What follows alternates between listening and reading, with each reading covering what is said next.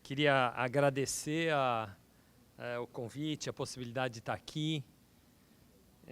Agradecer aos amigos que ficaram até agora. Uau! Aqui? Assim? Tá bom, então eu repito, agradecer o convite, agradecer aos amigos que ficam também para prestigiar, né? É óbvio que aqui eu posso tirar uma certa vantagem de ter tido o Gastão logo de manhã, já resolvendo várias coisas que para mim também interessam, né? Em particular, quando ele diz que, sem dúvida, a gente, nessa posição, não tem a mínima condição, e seria leviano fazer isso, de trazer aqui a pretensão de dar conta de tudo que foi trabalhado aqui. E que a gente pode, no exercício de uma certa autonomia que a gente está também se autorrelegando, indicar alguns problemas que nos interessam. E aí tentar partilhar destes problemas, né? Alguns dos problemas que o Gastão trouxe, sem dúvida nenhuma, eu tenho a maior comunhão em relação a eles, e isso facilita a minha abordagem.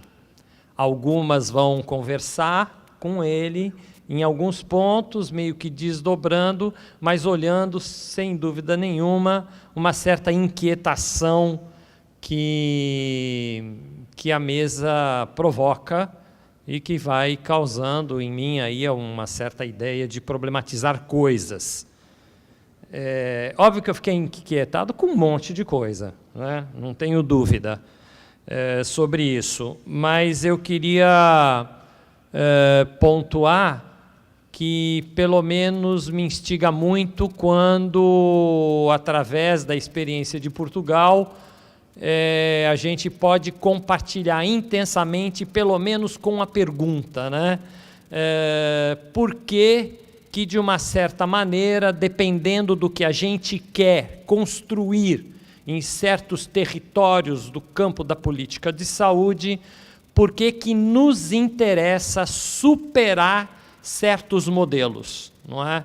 Então, por que nos interessa ir de frente com certas organizações centralizadas, burocratizadas, que têm como um impacto, inclusive, a desorganização da construção do trabalho coletivo no campo da saúde, e que a gente assiste destruição de equipes, fragmentação, como o Henrique colocou, burnout dos profissionais, e mais que isso, abandono dos profissionais destes campos de práticas, né?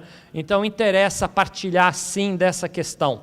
Essa questão nos interessa no Brasil, não é? No Brasil, a gente vive, infelizmente, modelos de organização dos processos de trabalho profundamente terceirizados.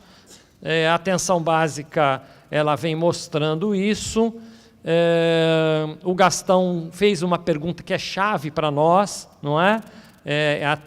Quem de nós acha, ele até que foi otimista, eu vou dizer que eu sou menos otimista que ele em alguns pontos, não é? Em que ele diz assim, quem de nós acha que 70% do que se faz é confiável? Eu diria que infelizmente, é muito mais de 70%, não é tão confiável, né? E eu acho que a gente tem que encarar isso. Nós temos que encarar que a gente vive, sim, ausência de equipes, a gente vive agrupamentos de profissionais, a gente vive esgarçamento de relações trabalhistas, a gente vive terceirizações dos modelos de organização, dos processos de trabalho, das responsabilidades sanitárias e assim por diante. Eu não vou ficar repetindo tudo que a gente tem, mas eu quero tornar essa identidade com perguntas semelhantes que o companheiro de Portugal trouxe. Nos interessa, sim, a pergunta que Portugal fez, né, lá em 2004, 2005, e sai apontando alternativas para eles, né? Interessa também quando a gente encontra uma reflexão que possa vir de outros países, no caso aqui da Espanha, sem querer pautar aqui, discutir o modelo espanhol, mas eu acho que isso também casa com um momento em que, hoje de manhã, o Gastão problematizando, ele brincando disse assim, bom, eu não vou conseguir discutir todo o tema do financiamento que nos interessaria, né? E é interessante a gente observar países europeus hoje dizendo que tem que fazer reformas do seu sistema de saúde porque eles não têm recursos, né? E aí cabe uma pergunta, porque também para nós cabe essa pergunta, né? Quanto uma sociedade se dispõe a gastar na produção das práticas de saúde? Qual é a aposta societária sobre isso? Por exemplo, o Brasil gastar 3 e poucos % é muito, é pouco? A gente viu recentemente uma discussão no Brasil sobre a saúde, sobre a educação, que esteve aí na pauta. Quanto a sociedade brasileira vai gastar na educação? Não é? Vai gastar 4%? Vai gastar 7%, 8%, 10%? E a gente viu uma briga sobre isso. Conseguimos, da educação, chegar até 8%. Com alguns problemas, porque a gente não sabe o que é gasto em educação. Por exemplo, ao mesmo tempo que nós, grevistas, hoje, eu sou um grevista, né, de uma universidade federal, estamos ouvindo do ministro da Educação que gastar 4 bilhões na organização da carreira docente a mais poderá provocar uma crise de desestabilização do processo do controle econômico brasileiro, a presidenta decide, num ato com as universidades e as empresas privadas da educação, isentá-las de 12 bilhões. Então, cabe sim, quando a gente escuta a Espanha, e a Espanha está bem quente hoje no momento, né, no modelo da discussão europeia, das reformas. Por que a Espanha não tem dinheiro mais para gastar na saúde? Eu fico muito curioso, né? Será que são as mesmas razões nossas do Brasil? Isso é interessante, porque isso é um discurso que vai atravessando.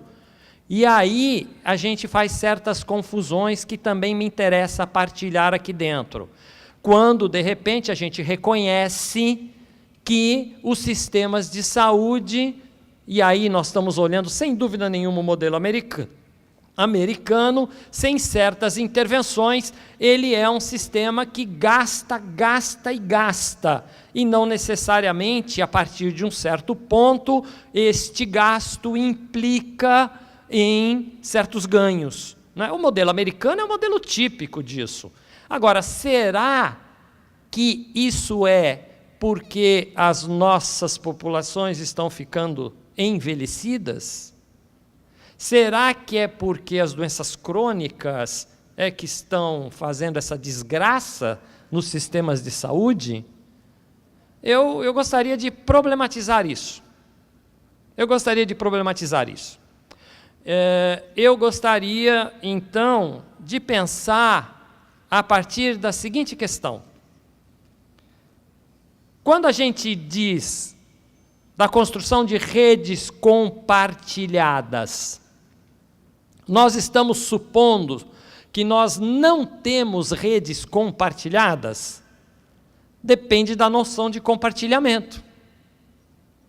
Por exemplo, eu acho que nós temos no Brasil uma competente rede compartilhada de todas as redes de produção de cuidado.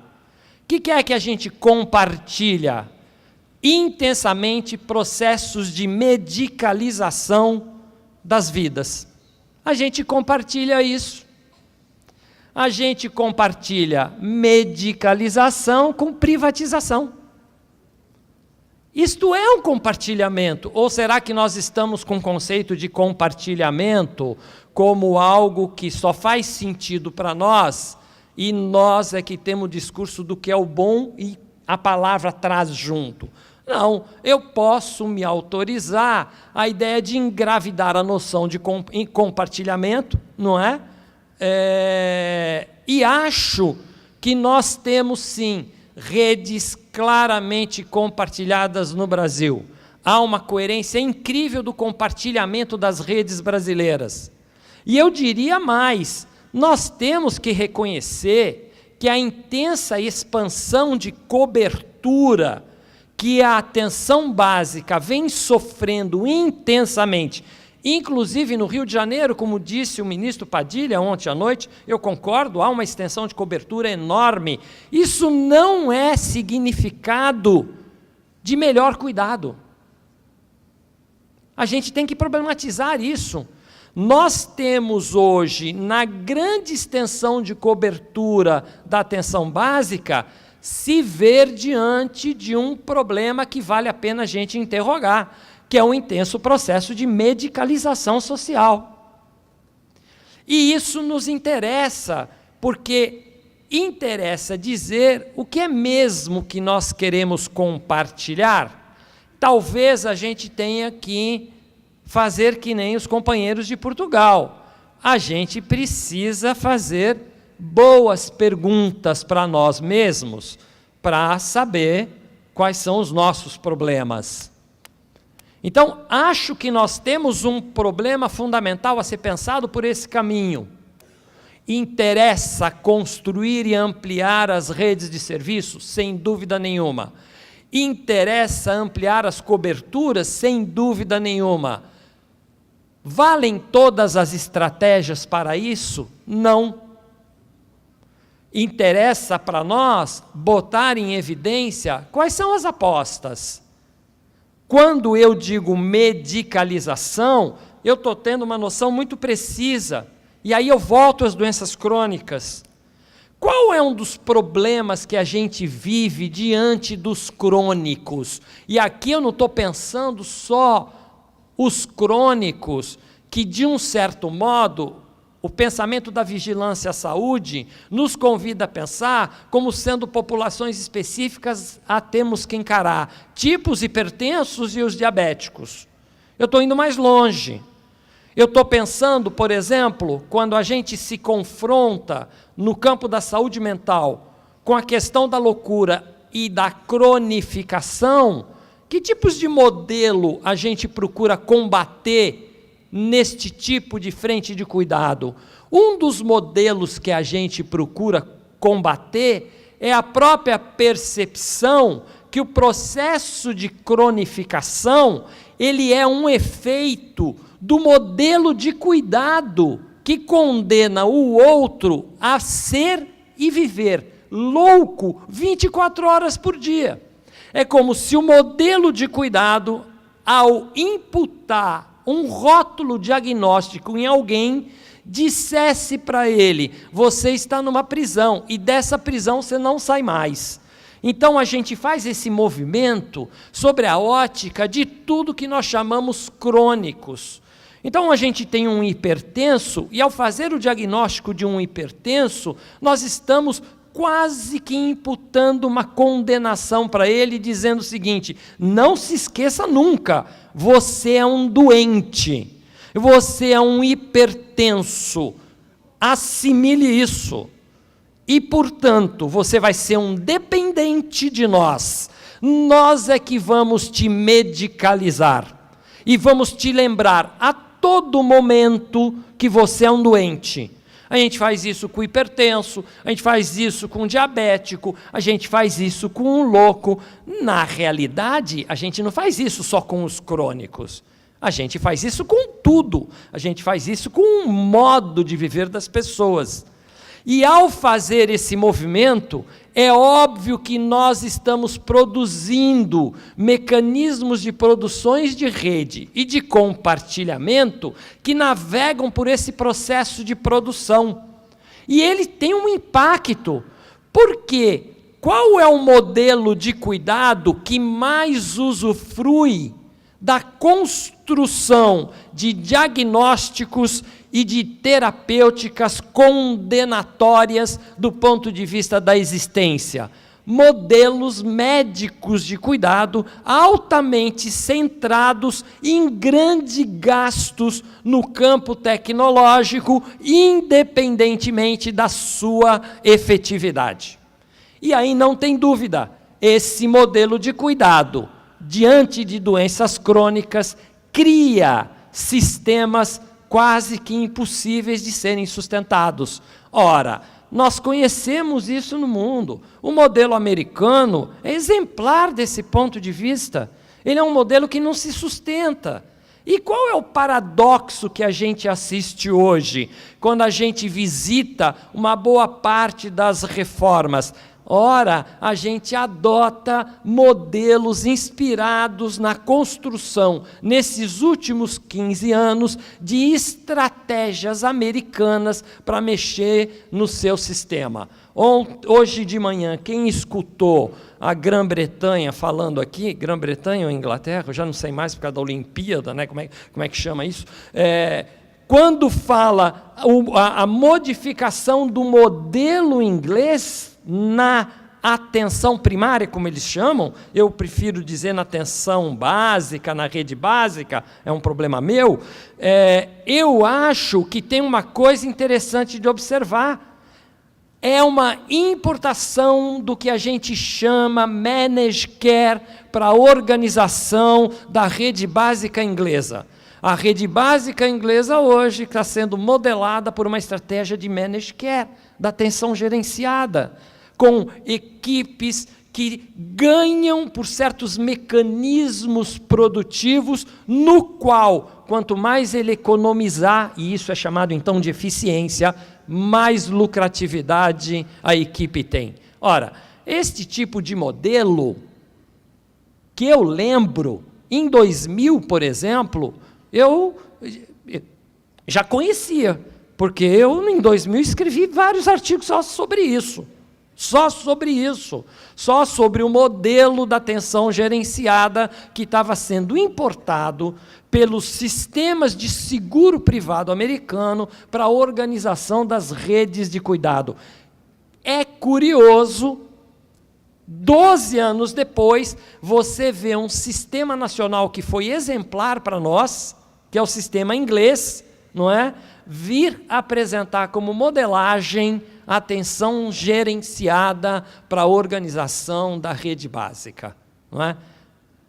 Será que nós queremos compartilhar disso? Eu acho que a gente deve levantar esse problema, não é? Será que o gerencialismo, o Gastão já tocou nessa questão, é realmente tão atrativo assim para nós?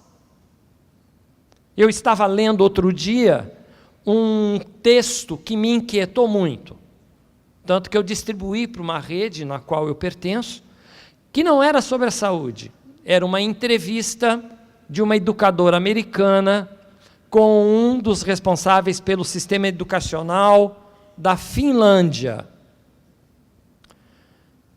E ela começa a fazer perguntas para este educador da Finlândia, porque a Finlândia tem algumas coisas interessantes para a gente observar.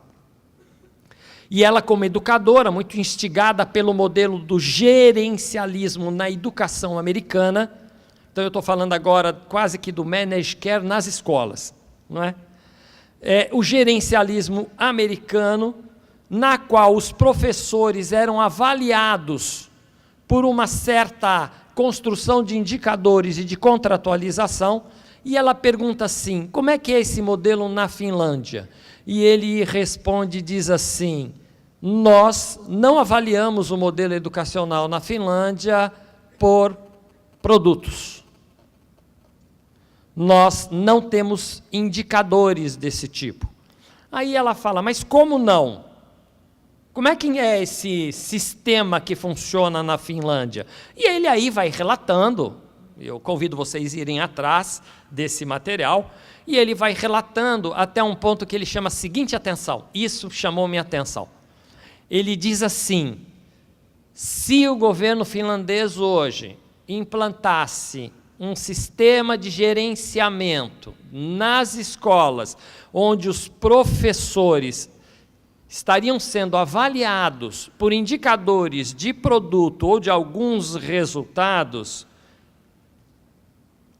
o que eu tenho certeza, ele estava dizendo, é que todos eles abandonariam este ensino, iriam embora dessa frente de trabalho.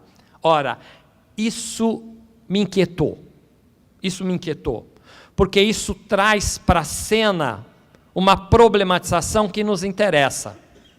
Como é que nós podemos reconhecer que no campo dessa extensividade que a gente opera na construção das redes, certos tipos de modelagem que diz que é a única possível de construir o compromisso do outro com a produção no trabalho, efetivamente não nos interessa, porque ela não atinge no campo da saúde o compartilhamento que o campo da saúde pede para si. Qual é o compartilhamento que a gente pede no campo da saúde? E, de novo, eu tiro proveito do Gastão, quando ele diz assim: o que é que a saúde produz? Ela não produz os mesmos níveis de construção, de materialidade, que outros processos de trabalho produzem. É fundamental a gente reconhecer que o campo da saúde está implicado no seu processo produtivo com o que o encontro entre vivos constrói de afecções e afetos. O campo da saúde depende do tipo de construção e implicação e aposta que equipes e trabalhadores tenham diante do outro que ele encontra, no sentido de se nesta aposta dele, a vida do outro é algo que vale a pena ou não vale a pena ser vivida. Isso é um princípio básico do campo da saúde. E isso não é traduzido, esta implicação não é traduzida e capturada por nenhum mecanismo de gerenciamento.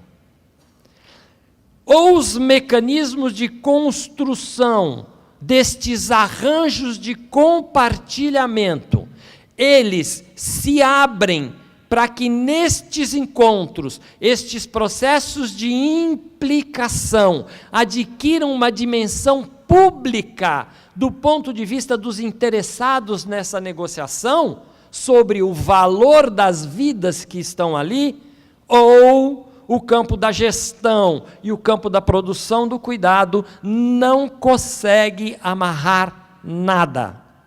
E aí a gente cai no paradoxo. A gente opera uma construção tremenda de redes, a gente constrói uma incorporação enorme de trabalhadores e a gente compartilha privatização e medicalização.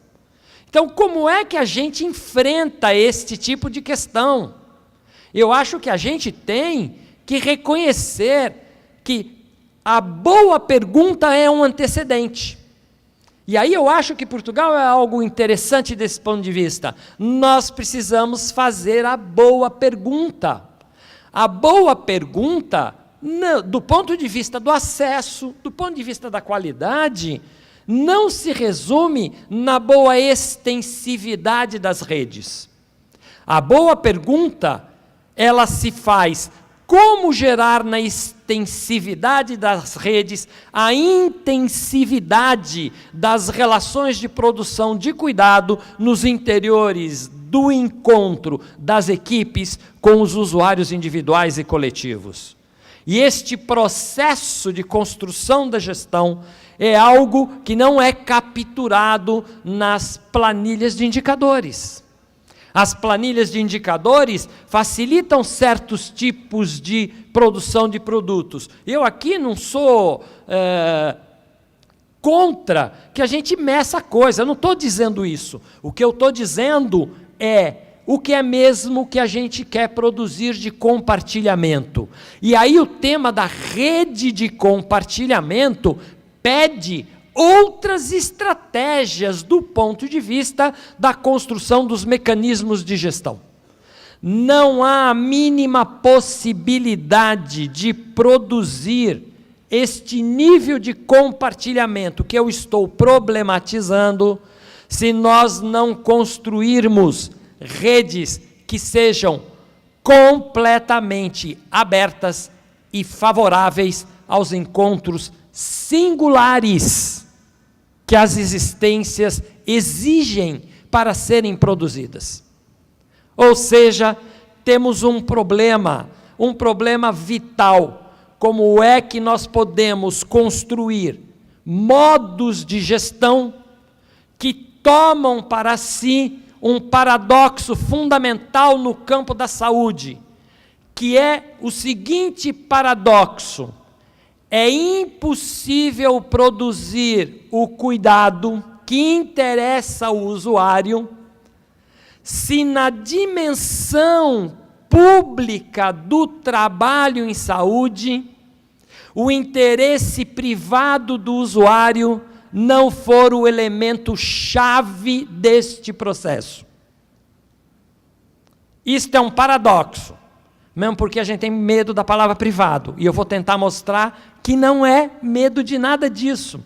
Reparem, qual é o único, eu já escrevi isso uma vez, qual é o único interesse privado que tem relevância pública no campo do trabalho em saúde? O único interesse privado que tem relevância pública no campo do trabalho em saúde é o interesse daquele indivíduo ou daquele coletivo que, perante a construção de si como existência, aposta que a sua existência vale a pena ser vivida.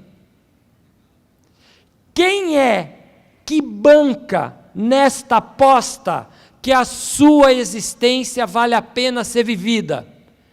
Nós, enquanto usuários, os usuários enquanto usuários, os que acreditam até o último fio do cabelo que a sua existência vale a pena ser vivida e ser defendida e ser protegida, somos nós que estamos implicados com a produção da nossa própria existência.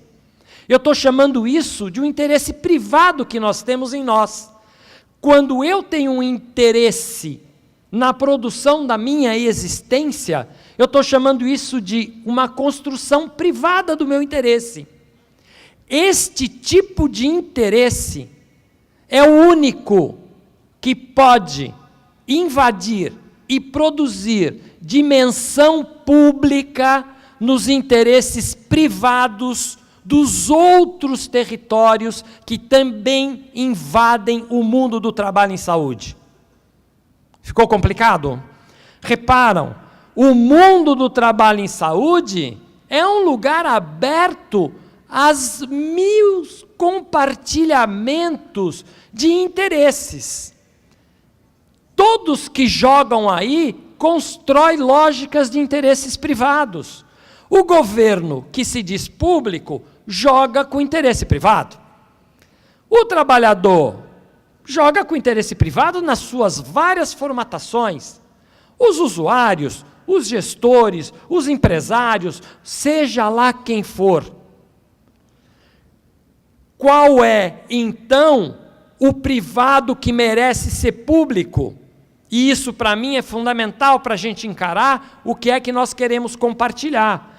Para mim, o único privado que tem precedência em efetivamente ser público e publicizar os outros é o privado de quem aposta radicalmente que a sua existência deve ser defendida porque é uma riqueza própria e é uma riqueza da sociedade.